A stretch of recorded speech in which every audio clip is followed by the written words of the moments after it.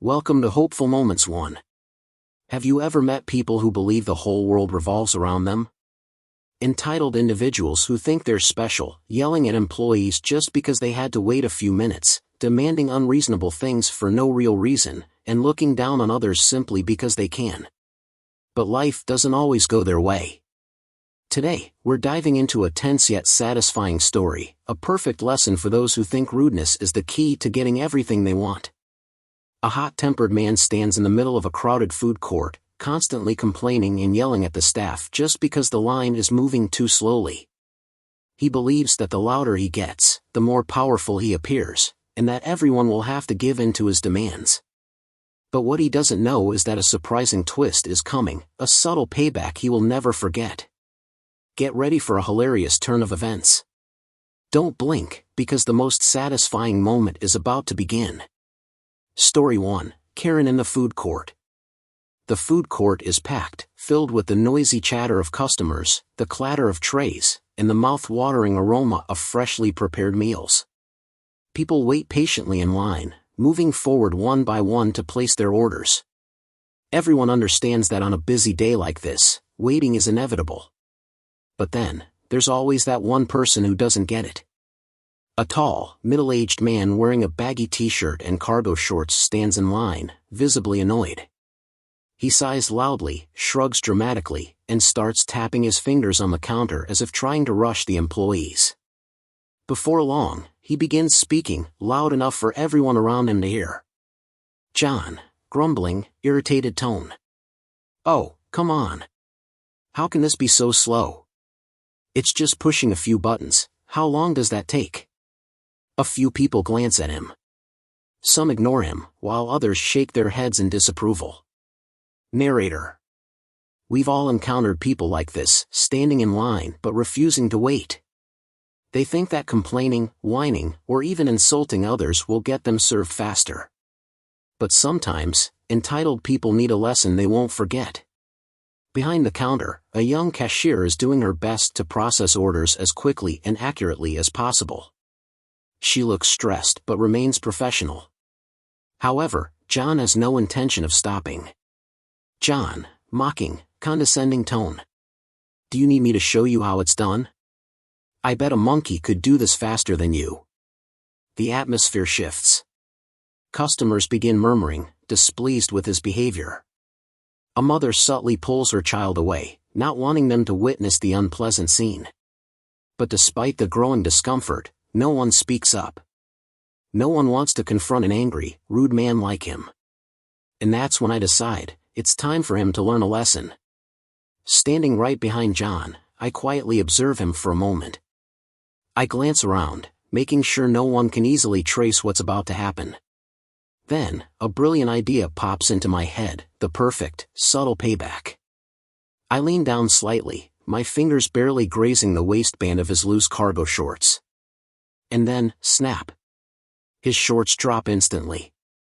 For a brief moment, the entire food court falls silent, and then erupts into laughter.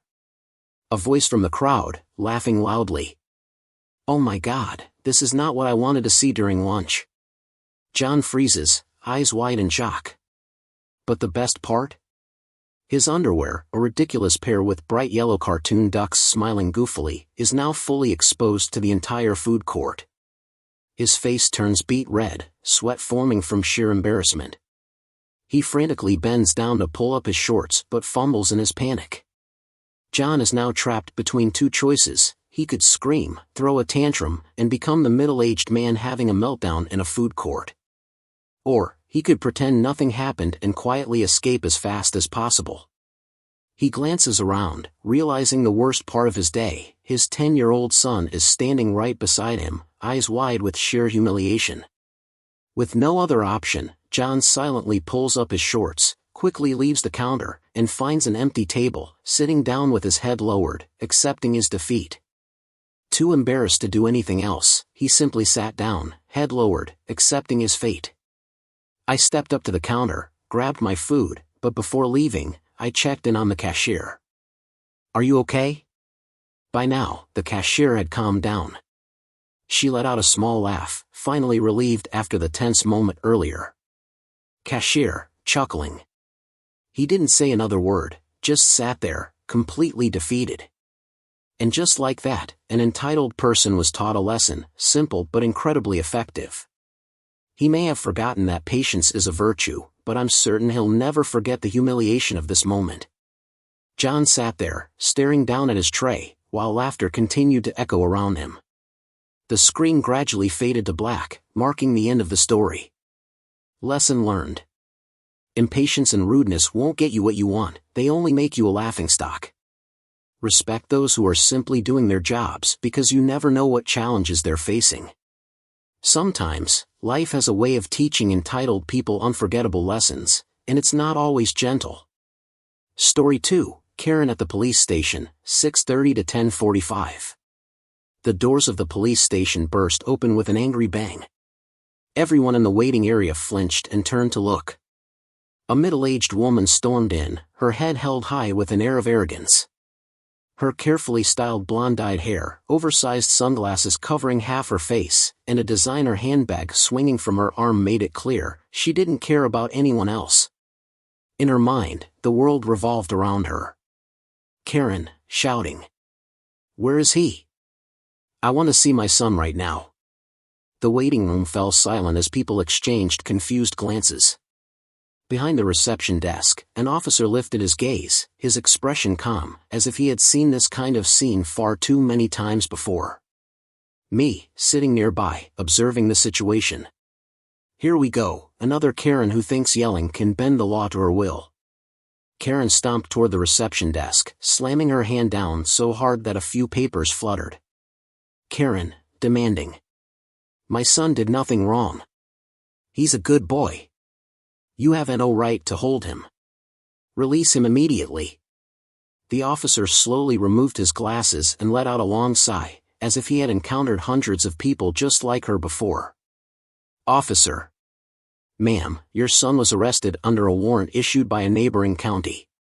We do not have the authority to release him." Karen's eyes widened, her face turning red. Karen, furious, yelling. "I don't care. He doesn't deserve this treatment. I demand to speak to your superior right now." Her voice rang through the station. Several nearby officers started paying attention, while a few civilians quietly stepped back, wanting no part in this ridiculous argument. At that moment, the inner door of the station swung open. A middle-aged man in a police uniform stepped out, his strong presence filling the room. The atmosphere shifted as everyone turned toward him. He glanced at Karen, and immediately sighed in exhaustion. "Sergeant." "Oh no, not you again." Karen hesitated for a split second before regaining her arrogant demeanor. Karen. "Good. Finally, someone with some actual authority. Tell your subordinates to release my son immediately." The sergeant crossed his arms, giving her a pointed look. Sergeant, firm but calm. "Ma'am, your son was arrested on a warrant issued by another county. We do not have the authority to release him. If you wish to file a complaint, take it up with them." "But I assume you already knew that, didn't you?" For a brief moment, Karen's confidence faltered, but she wasn't ready to back down just yet. Karen, arguing stubbornly. But you can't just keep him here without a reason." By this point, the sergeant had lost all patience. He gave a sharp nod toward two security officers standing nearby. "Sergeant," cutting her off. "Security." Immediately, the two officers stepped forward, flanking Karen on either side.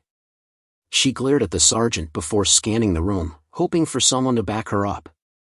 But all she received were annoyed or indifferent stares.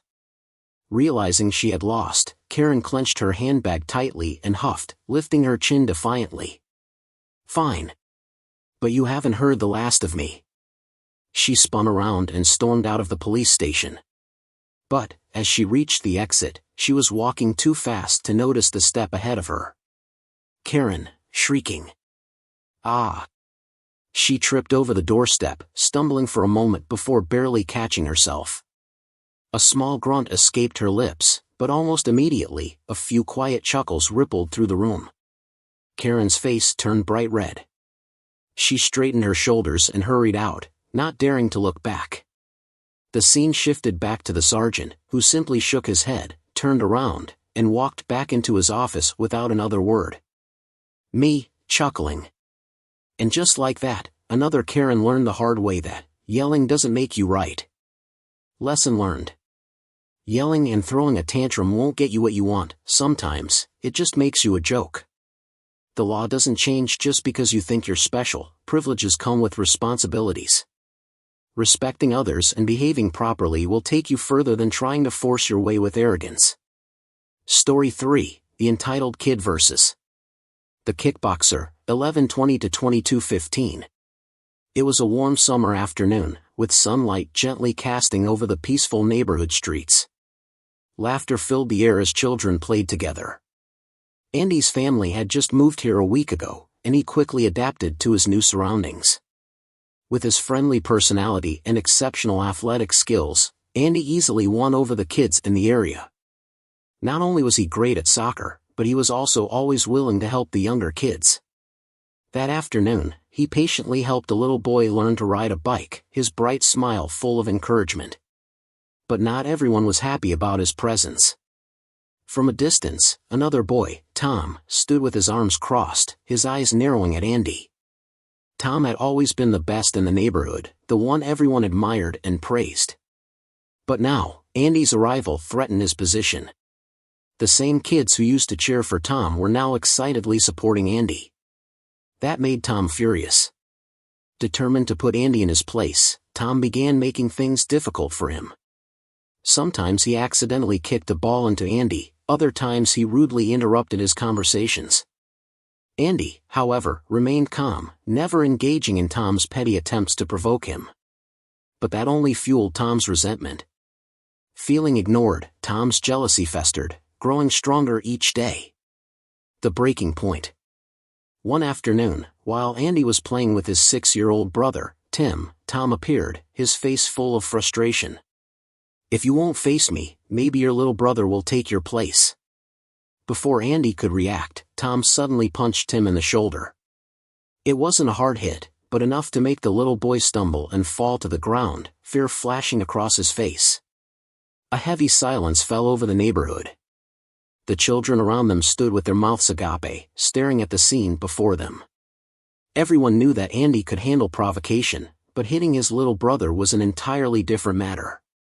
Andy clenched his fists, his eyes darkening.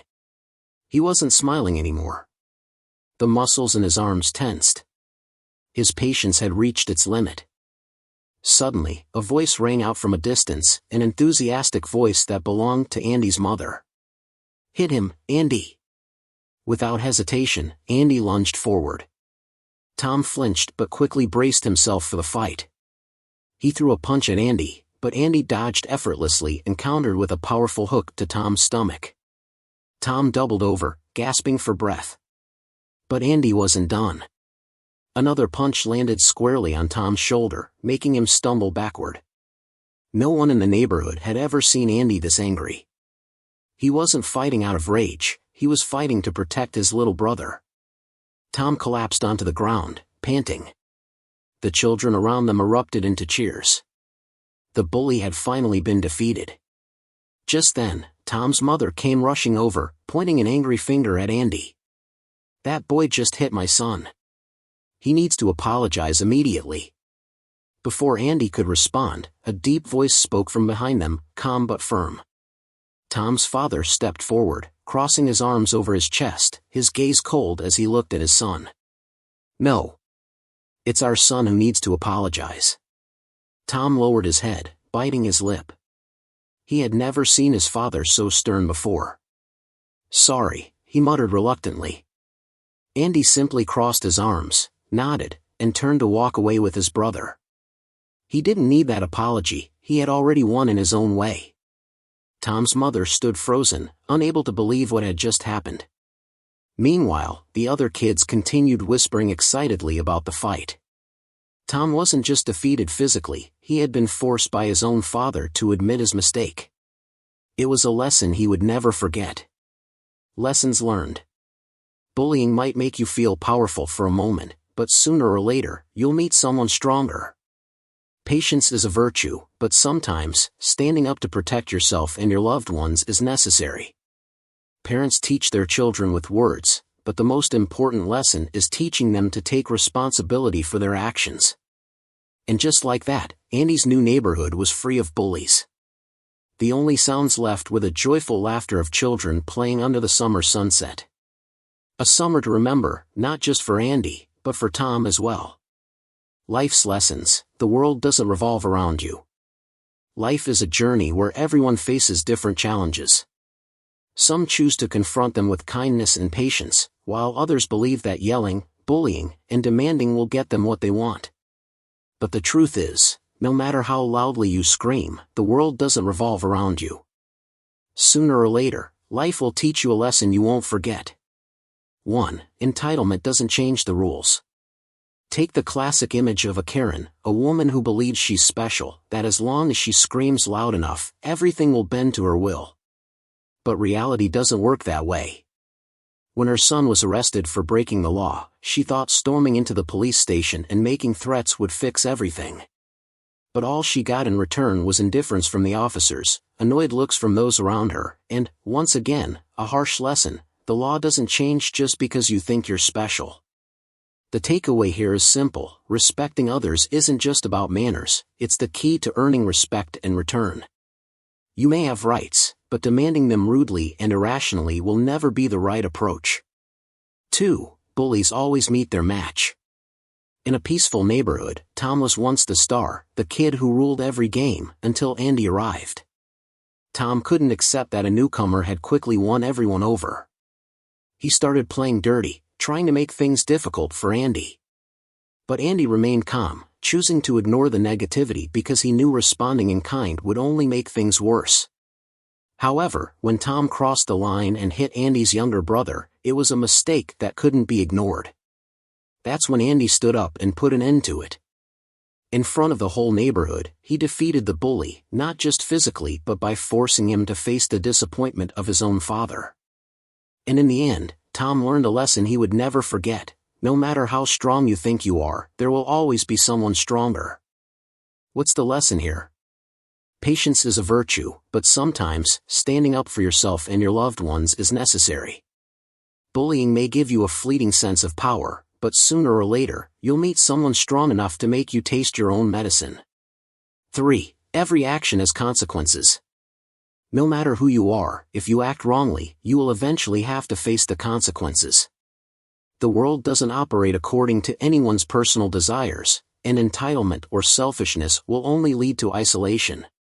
If Karen learned that screaming wouldn't change the law, and if Tom realized that arrogance wouldn't help him maintain his status, then perhaps these lessons can also help all of us reflect on how we treat others. The way you treat people determines how the world treats you in return. Kindness doesn't make you weak, it's the very strength that sets you apart. Don't try to prove yourself by tearing others down. Instead, keep improving yourself and act with sincerity. Life will always present challenges and people who try to bring you down, but how you overcome them will define who you truly are. Which story did you like the most? Comment below. Don't forget to like, share, and subscribe so you won't miss the next valuable life lesson.